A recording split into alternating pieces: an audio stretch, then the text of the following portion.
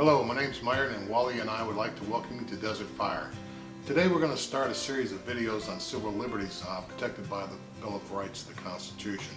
And initially we were just going to jump right into freedom of speech protected by the First Amendment.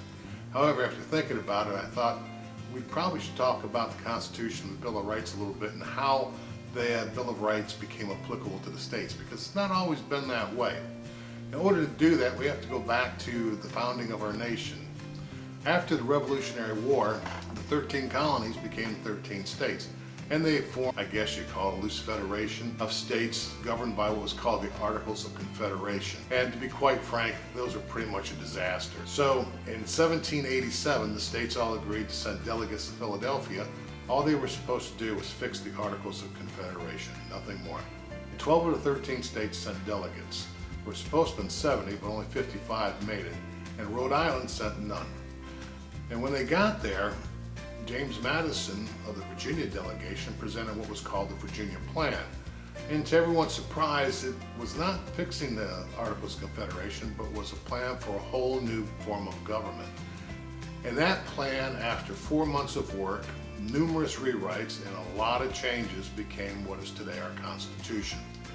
And that was sent to the states in September of 1787 for ratification. And upon the ratification by 9 states, the Constitution would become effective to every state that had signed it.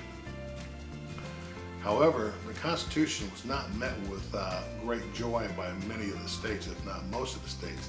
In order to gain some traction, the Federalists came up with a compromise that they would accept and adopt or consider for adoption amendments to the Constitution once the Constitution was ratified. Now, they got to 9 states pretty easy, but the 2 big ones, Virginia and New York, the new country needed those 2 major states. Otherwise, it would just be a paper tiger. Virginia voted on the 25th of July, 1788, and passed it by 10 votes. But New York, who voted the next day, passed it by only 3. However, Rhode Island rejected it, and they refused to join it. And they continued to refuse to join it until 1790, when the new United States told them they either join with the new union, or they were going to cut off trade with them.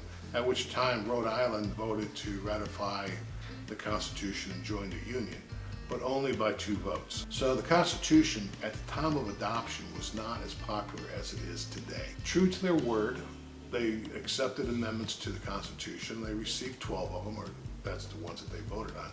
Of those 12, 1 was rejected.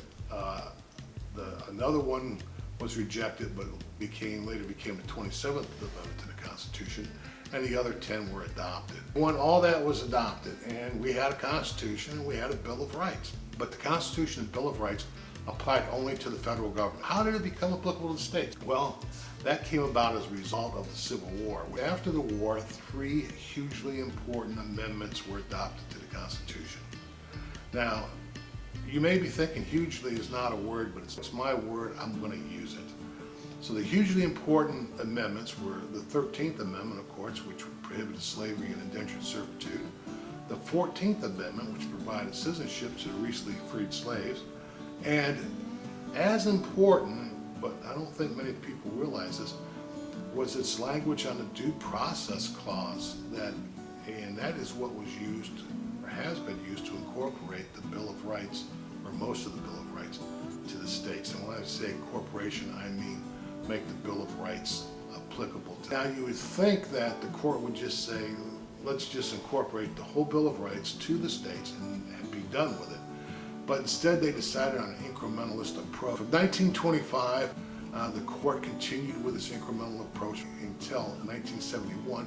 They incorporated almost the whole Bill of Rights to the states, with the exception of the 3rd Amendment, the 6th Amendment's requirement that capital crimes be indicted, or they be indicted by a grand jury for capital crimes. The 7th Amendment, the 8th Amendment's unreasonable fines or excessive fines, and the 2nd Amendment, right to bear arms.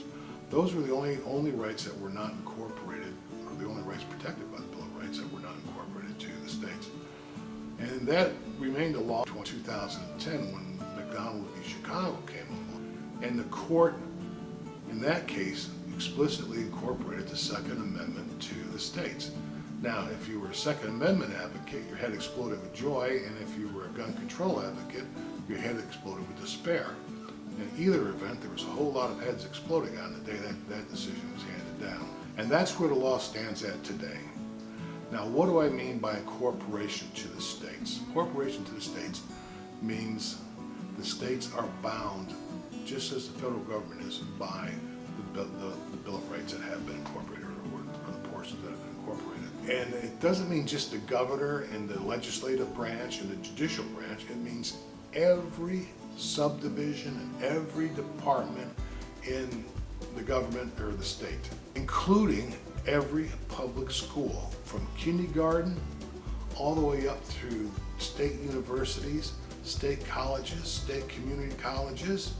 The other thing that has to be remembered is that the Constitution and the Bill of Rights applies only to state actors.